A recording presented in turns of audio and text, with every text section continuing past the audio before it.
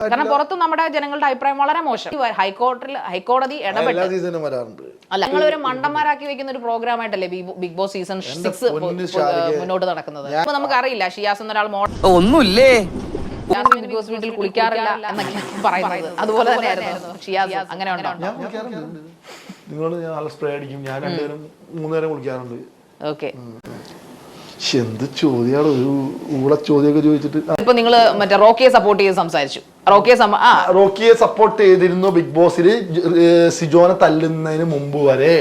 പൊതുവിൽ ആക്രമണകാരി വാസനയുള്ള ആൾക്കാരെയാണോ ഷിയാസിന് ഇഷ്ടം? കാരണം ഇപ്പം റോക്കി ആയാലും ജാസ്മിൻ ആയാലും ഇച്ചിരി ഒരു എക്സെൻട്രിക് ടീമുകളാണ്. അതുപോലത്തെ ഒരാളാണോ ഷിയാസും? ഒരേ കാറ്റഗറി പെട്ടവരെ പെട്ടെന്ന് ഇഷ്ടപ്പെടുമല്ലോ നമുക്ക്, കാരണം നമ്മൾ അവരെ ന്യായീകരിക്കും.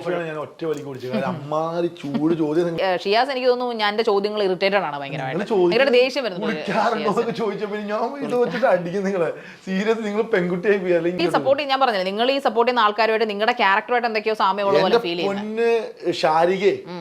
ഞാൻ അവരെ സപ്പോർട്ട് ചെയ്യുന്നത് എന്തുകൊണ്ടാണ്, ആ ബിഗ് ബോസ് ഷോ കണ്ടുകൊണ്ട്. അല്ലാതെ എന്റെ ക്യാരക്ടർ അവരും തമ്മിൽ ഒരു തേങ്ങയില്ല. 1-2 വട്ടം കണ്ടിട്ടുള്ള എന്റെ ലൈഫിൽ ഒരു കല്യാണത്തിന് പോയപ്പോഴും അങ്ങനെ കണ്ടിട്ടുണ്ട്.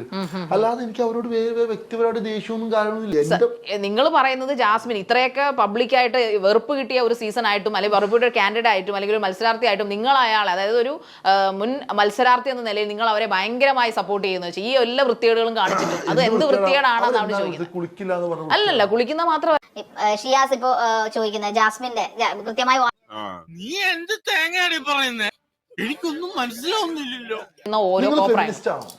ഞാൻ ഫെമിനിസ്റ്റ് ഒന്നുമല്ല. ഓക്കെ, കാരണം എനിക്ക് എന്തിനാണ്, ഞാനൊരു ഫെമിനിസ്റ്റ് അല്ല. ഞാൻ നിങ്ങളോട് ചോദ്യങ്ങൾ ചോദിക്കുന്നത് തുടക്കം വഴിയെ പറഞ്ഞിരുന്നു. മസിൽ മാത്രമേ ഉള്ളൂ നിങ്ങൾക്ക്, സ്റ്റാൻഡേർഡ് അല്ലേ നിങ്ങൾക്ക്?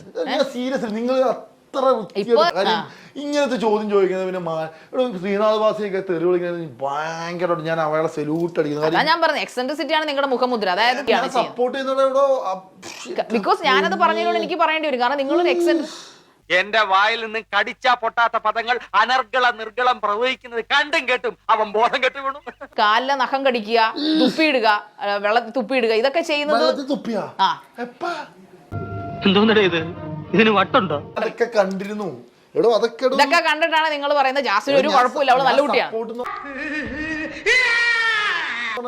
ബിഗ് ബോസ് ഷോ എന്ന ഗെയിം ഞാൻ അയാളുടെ ഹൈജീനോ അയാളെ നീ ഒന്നും പണയണ്ട. ഇപ്പൊ താങ്കളുടെ സമയം ഞങ്ങൾ ഇത്രയും തന്നല്ലോ, വിലപ്പെട്ട സമയം.